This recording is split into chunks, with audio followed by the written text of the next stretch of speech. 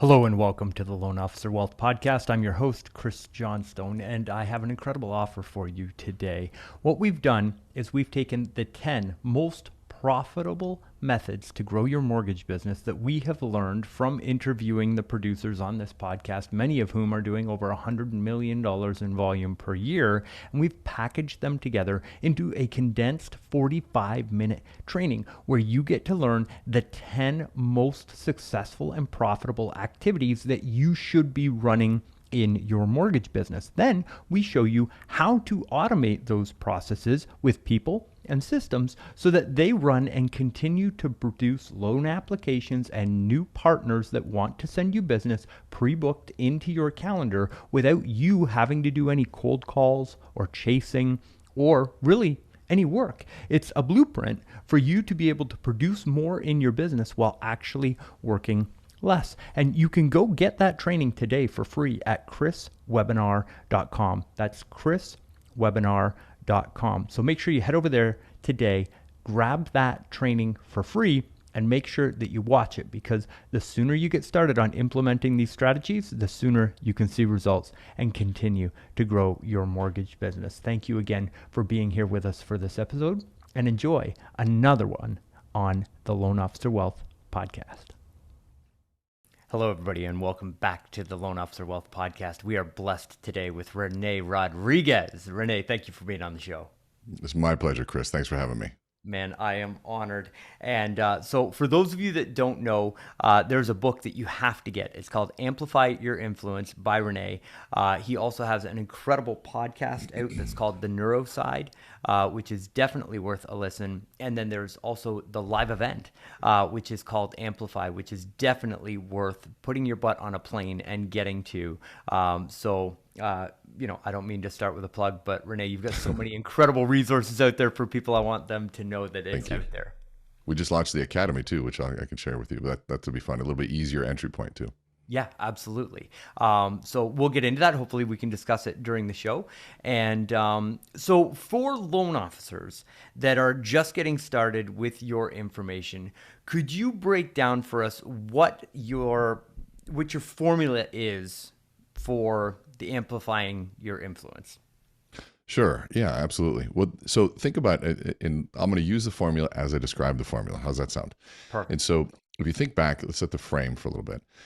We're talking about influence, and a lot of people, I think, understand the word, hear the word, but what is it really? And I think the best way to understand influence is to think of its opposite. You walk in a room and no one notices. You tell a joke, no one laughs. You sell a product, no one buys. You cast a vision and no one follows. What's the feeling there? It's usually a feeling of insignificance. And just let that sit for a minute. Literally everything you do seems to have no impact on the world around you. Think of all of the things that leads to.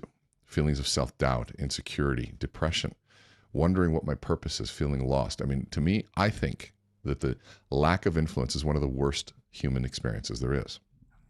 Now, contrary to that, let's go to having influence. What does that feel like? You walk in a room, people take notice. You tell a joke, people laugh. You sell a product, people buy. You cast a vision, and people follow. What's the feeling then?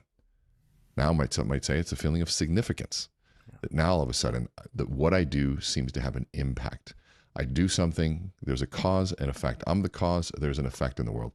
Now I can start searching for purpose. I can start searching for why it is that I do what I do. And when I can combine those, now all of a sudden it's powerful. And so Amplify, the formula, is really about helping people understand that there's a sequence to how we communicate things. There's a sequence to how people process information. And if I can follow that sequence in the brain, all of a sudden now I get a better result from people. So this formula is really what I just did. You asked me a question to go into the formula. Instead of just answering in the here and now, I created a frame, which is the frame of understanding what influence is first. Because the formula is only as valuable as your understanding as to the content, right? And so if you have one definition of influence that maybe you're an influencer on social media, then that would not land the same way. And I have a very specific way of thinking about influence, and I want people to understand it. So I'm going to begin by setting a frame in that frame of reference. And then I'm going to deliver the message by answering your question. And then I have to do what's called tying it down, which answers a question of what this means to you is. And so the reason I set the frame that way was that you can understand that this is one thing that will affect every aspect of your life, whether it's personal or business. Make you a better husband, father, mother, daughter. It'll make you a better employee, better salesperson, better teacher, better police officer, because every job that we all have requires us to influence behavior in some way, shape, or form. That is so true. So for a loan officer specifically, and we'll dive in on the first point of the frame and framing a client. Like, one of the things that people are getting bombarded with right now is rising interest rates. So I think pretty much everybody is having that rate conversation. And so somebody comes to us and says, "Hey, what's your rate?" How would you create a frame around that so that they can actually have an intelligent conversation with a borrower and get them to understand that rate is not the most important thing? Well, first and foremost, I would ask the question, are you looking for a quoted rate or a locked rate? Are you familiar with the difference? You're the buyer right now. Okay. Yes. No, I'm not familiar with the difference. So if you notice right there, they asked me a question which puts them in charge. That's one thing people have to understand. The person asking the question is leading. And last I checked, that borrowers are not authorities in the mortgage process. You are. That's right. So you should be leading this. And so it isn't about control for the sake of control. This is about going down the path that the professional is. That's their job. It's your job to lead this conversation.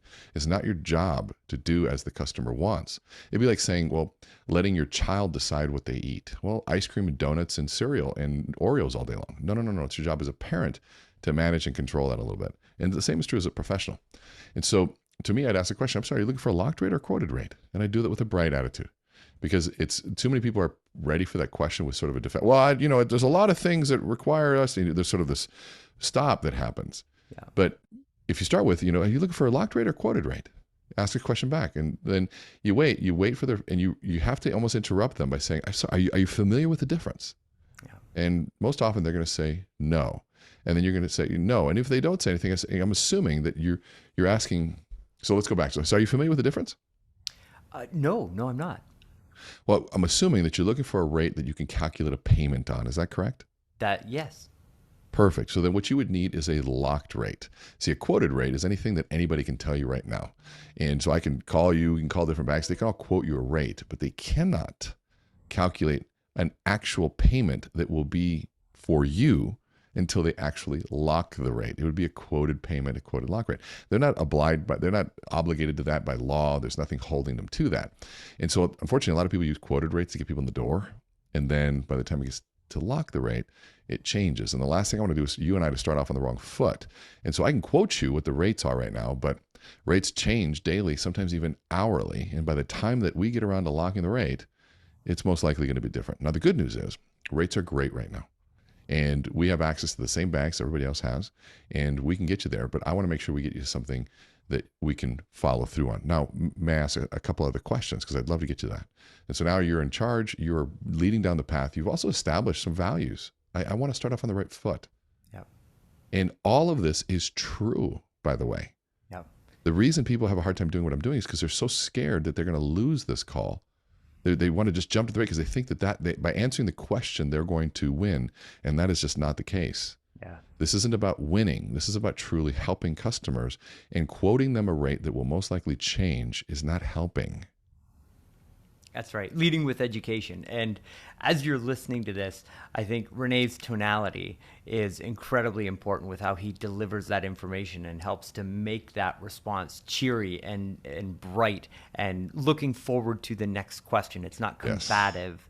Yes. And that sort of thing. So Rene, do you intentionally do that as you're answering the questions?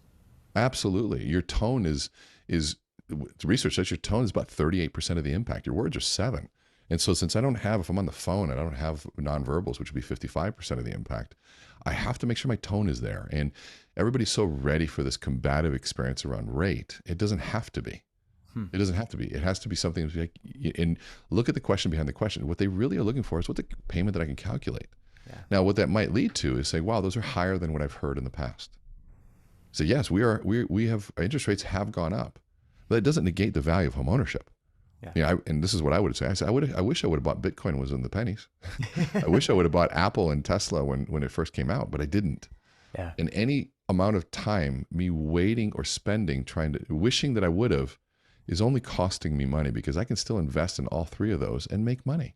That's right. Now, Bitcoin may be questionable, depends on what you believe in that. But Tesla and Apple, just because I didn't buy at the bottom does not stop me from making a lot of money. And the same has always been true in real estate.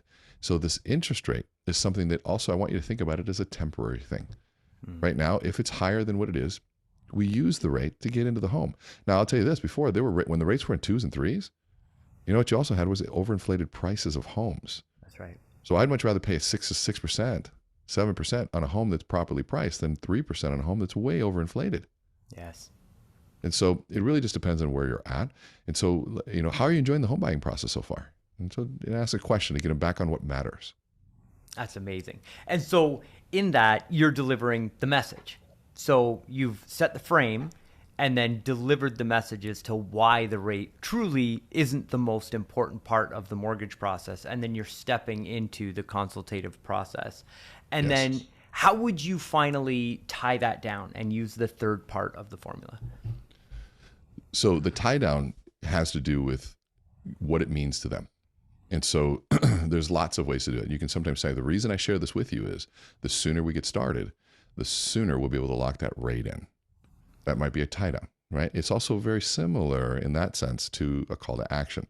But if you're looking for the lowest rate, then the sooner we get started, the better chances we are to getting that. That's what it means to you. That's why we need to get started now. That's another tie down. But there's also more than that.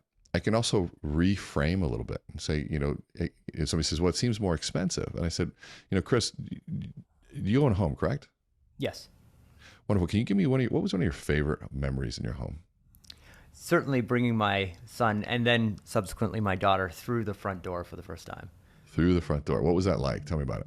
It was absolutely incredible because I knew I was stepping into a house that was never, ever going to be the same ever again. That's fantastic. I've never got a chance to do that. And I'd like to buy that memory from you. Let's just say that I could. That means if I buy it, it's mine. You lose the whole memory. It never happened. And anything subsequent to that never happened either. So would you sell that memory to me for $10,000? I would not. You would not. 20,000? No. No. 100,000? No. No. You're telling me that memory is so valuable, you wouldn't take in exchange for 100. How about 500,000? 500,000? No. So think about that for a minute. There's really no amount of money that would take that memory because of the value of it. And I'm assuming that there's more than just that one in your home. Is that correct? Oh, absolutely. Right. And so the reason I bring that up, tie down, is that we get so hung up because the media has put so much energy on this interest rate, and we lose sight of the fact of what really matters is the memories that we're going to create, the priceless memories. In this new home, what you told me, Chris, it has the kitchen you've always wanted, where you can finally entertain. You can finally have the friends over and you can cook for your family while they're in the same room and it's not stressful. It has that closet you told me that as soon as you walk in it, you feel like $1 million. You can see your clothes, and you and I both know in our business, feeling good helps every aspect of it. And that backyard finally, where your kids can run around, you can entertain the entire family, where people are going to want to come to the home instead of you having to go there. Those seem like the makings of other priceless memories. And we're talking about a couple $100 in payment per month. That at some point when it comes down, we can refinance it. And trust me, I get paid to tell you when you can save money. So let's get into this right now from that perspective. And the moment that things open up, we'll make sure you get into a lower payment. That's incredible. And think about the power of after that deal is closed, like on closing day, and having a buyer that's not still at that point completely focused on the rate and still completely potentially rates have gone up. You never have to deal with that unhappy buyer at closing because they're not thinking about the rate and payment. They're thinking about the kitchen and the closet and the memories and the life that happens in that. That's incredibly powerful stuff. Now imagine if you were astute enough to look at the whole value stream of people that are talking to your clients. Let's say you go to the title and you say, hey, by the way, you're about to close with the Johnstone family. And they have a kitchen that they are so in love with. I saw it's amazing. Their backyard is what they've always wanted to. And the father loves the closet. So those are the three things. If you want to really create rapport with them, tell them that you heard about it or have them tell you about it. And so all of a sudden they say, I heard about your backyard. That's going to be super fun. You plan on having any parties there? And all of a sudden now they're hearing it from them. Imagine if you were to call the realtor and before you met this, say, is there anything on the part of your clients that they're really proud of in that home? I'd love to reinforce your brand with them. A realtor would be like, wow, yeah. I said, yeah, I just want to be an extension of your brand. We haven't worked together. And, I just want to make sure that I understand what's really important to them. Are any messages on your end, Mr. and Mrs. Realtor, that I can reinforce when I see them? Jeez. Rene, I look for 3 golden nuggets or 3 takeaways in every episode, and we're lightly in and far exceeding the golden nuggets. So thank you for that. Love it. You touched on an incredibly valuable thing for loan officers in today's marketplace, and that's relationships with referral partners. And so when it comes to influence, because I see almost disdain at some points and in some relationships for the people that are truly providing the value, and the clients and the customers. We'll talk to people on consults and it's like, oh, I don't really like working with realtors, or I don't really like working with financial planners. And I think that stems from the fact that they don't know how to properly influence people in those relationships, and they're not actually taking the time to set partnerships up that are good for both sides. So can you speak a little bit about how you approach influence in business to business relationships and what that looks like? Yeah, I think that when you're dealing with realtor partners or referral partners, any B2B, and I hate saying B2B because honestly most people don't even know what that means, but a business to business, my business with your business, not a consumer. You have to understand what's valuable to the other person. And so the value proposition to a realtor is very different than it is to a financial advisor. Completely different. A realtor is really about an extension of brand, service. They say they want leads. Of course, if you can generate leads, that's great, but most loan officers aren't generating leads. Yeah. Now, if you can control the lead, you control the relationship and you control almost everything, which is very good. Very good for you, very good for everyone else. But there's a lot of other things that can go into play. When you're looking at the financial advisor, that's a very different relationship. Yeah. What they're looking in everything, a financial advisor only wants to increase assets under management or assets under care. That's what they want. And they typically don't understand the value of a mortgage. It's usually a necessary evil. Yep. But if I'm working with financial advisor, and I did that for 3 years, is we told the financial advisor, say, hey, do you know how much your clients get in terms of how much debt they have?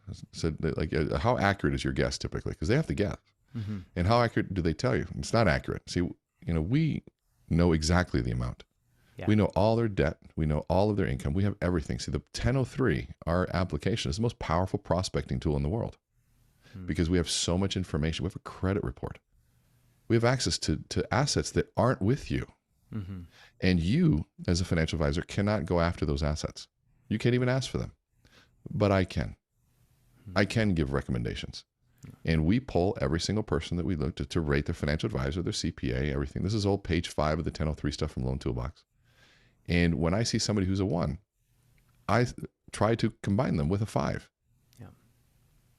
And when I see somebody that, and so we want you to be one of the people that we recommend. And so now all of a sudden it's there, but that's a value proposition to them.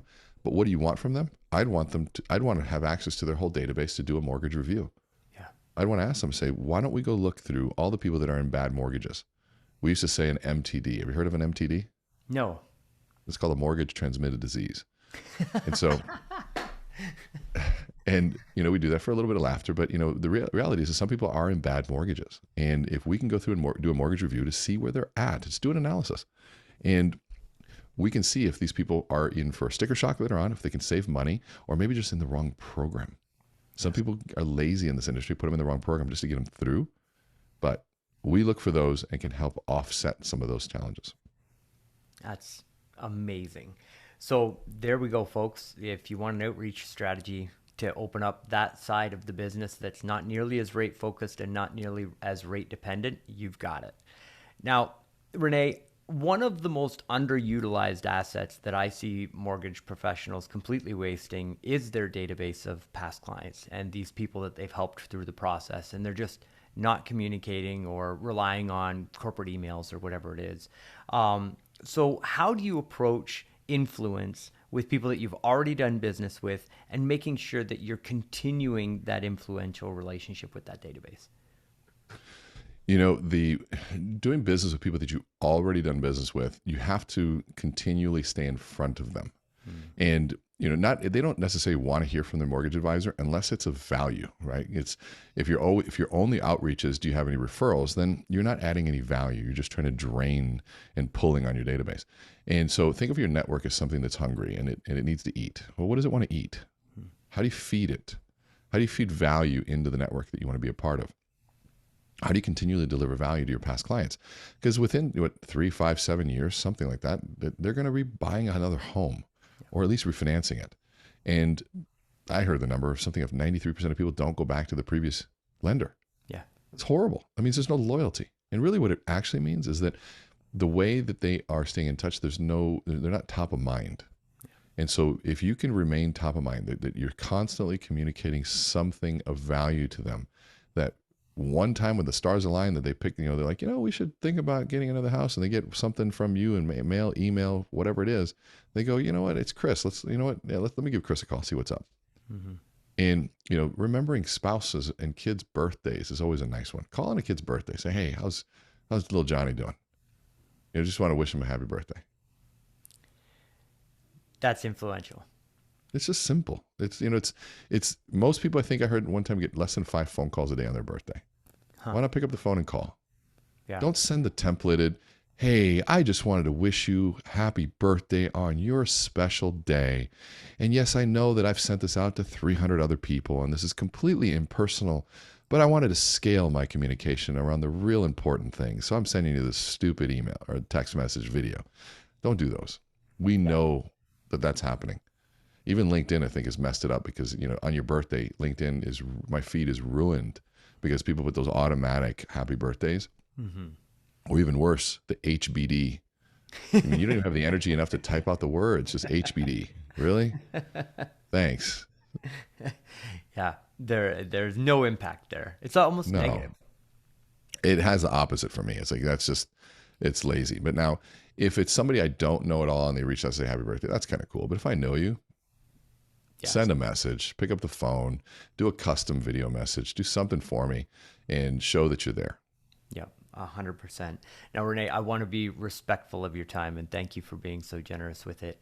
But I was hoping that we could shift gears and hear a little bit of your story because, you've risen to incredible heights and are continuing to continue to go. And I'm always very interested in the entrepreneurial journey and your philosophy and mindset to how you got to where you are today. So could you share a little bit of our story or your story with us and what you think are maybe the 2 or 3 really big things that have really helped you get to where you are? Well, what part of the story you want to hear? It's a long I would love to hear the transition from being in the mortgage business to transitioning to the situation of influence that you're in now with being an author and a speaker and coach. Well, I can't say that I was in the mortgage business very long. I was in the consulting business and training business. And in 2011, right after 9/11, or 2001, we lost a $1 million contract. And that forced me to call a buddy of mine who was in the mortgage industry. And I said to him, hey, explain to me how this mortgages work because I think I'm going to have to do something different here because, this is at least for a while to keep my family afloat. And right.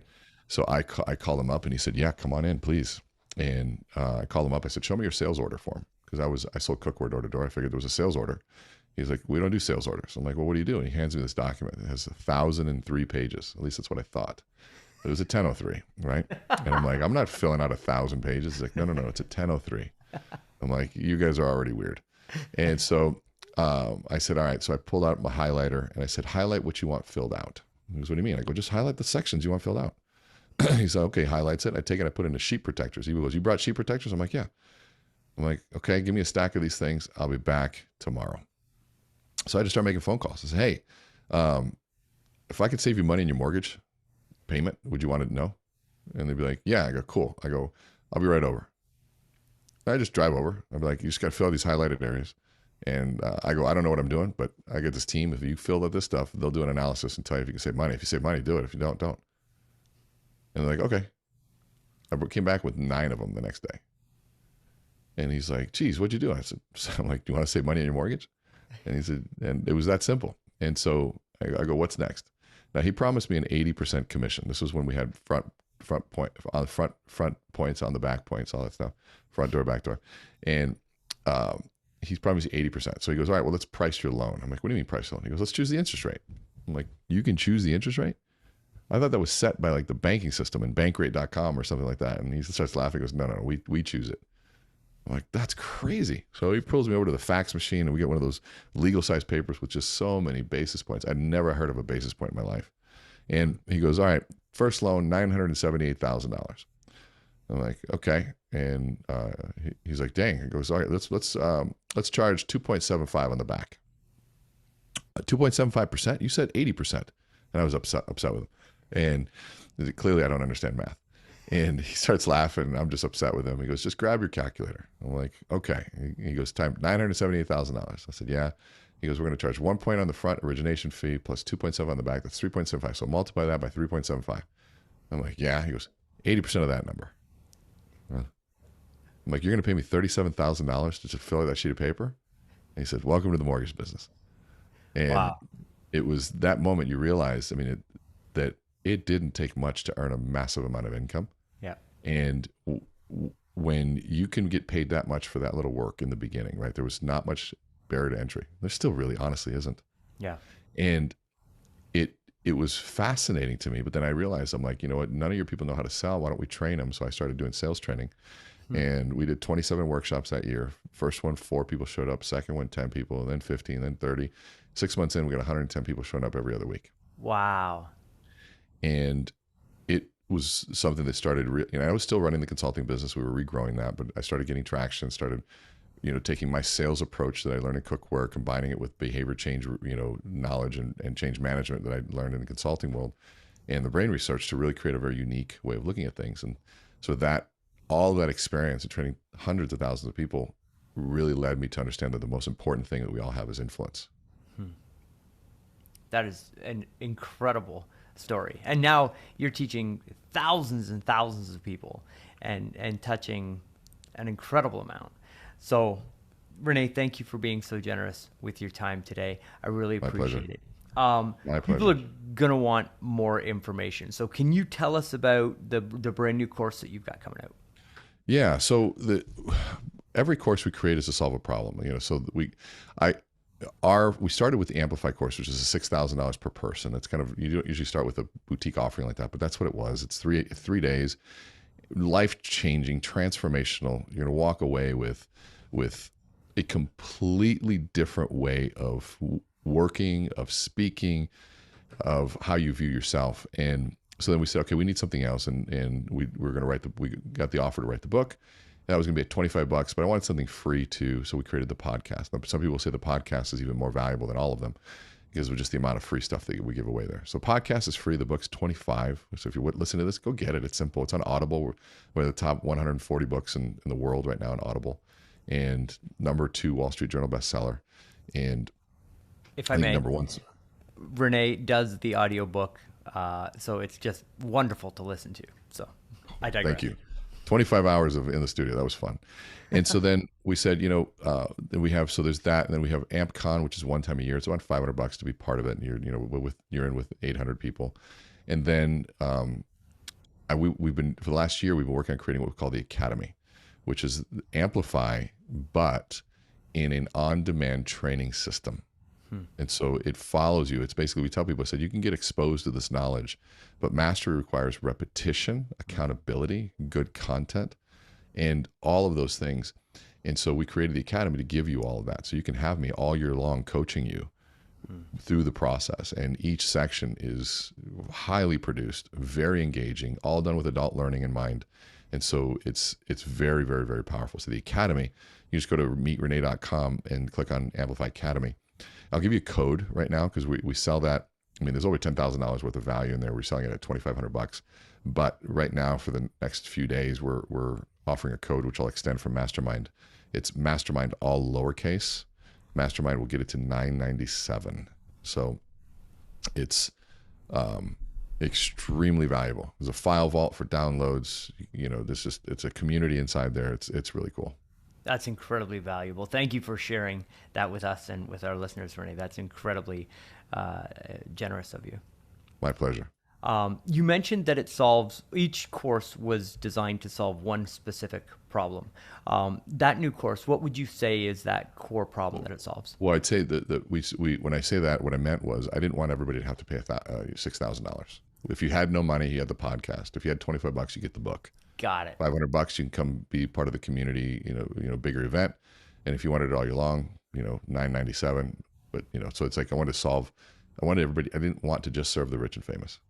Yeah, that is fantastic. And I can tell you from my personal experience, just the information that we've gotten from the book and the podcast, it's completely changed my communication style with my team, with my customers, with our salespeople, and even at home with my wife and my kids. There's been an uncountable amount of value that I've gotten in my life from just those entry points. So Rene, I'm really looking forward to the rest of the journey.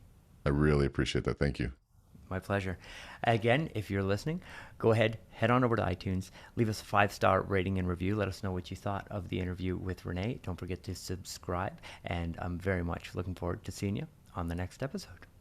Hey, it's Chris. Thank you so much for listening, and I hope that you enjoyed our guest today on the podcast. This is a reminder that we have just finished taking the greatest lessons from all of our guests and packaging them together into a brief online video presentation that's going to teach you the 10 most profitable ways to grow your mortgage business. And then we show you how to automate those processes in your business with people and systems so that you get the results without you having to do the work every day. This is quite literally a blueprint so that you walk into your mortgage business every day with pre-booked appointments with borrowers that want to meet with you and referral partners that want to send you business so that you are spending your time inside your mortgage business on the highest dollar per hour activities, and you truly become the executive of your business, a true business owner, rather than just somebody who's going to a job every day and making a wage on the way through. This is an absolutely incredibly powerful training for you, and I cannot wait for you to experience it. So head on over to chriswebinar.com. That's chriswebinar.com to get that free training today. Now, if you could do me another favor, if you enjoyed this episode, please head on over to iTunes, search the Loan Officer Wealth Podcast, and give us a 5-star rating and review, really on any podcast platform that you're watching this on. That just 30 seconds of your time goes to help another loan officer in the industry discover this information and really help put their life and their business on track for more success. We are all in this together, and there is more than enough for all of us in the industry. So I would love if you left us that 5-star rating and review. Don't forget to stay tuned for our next episode, and I'll see you then.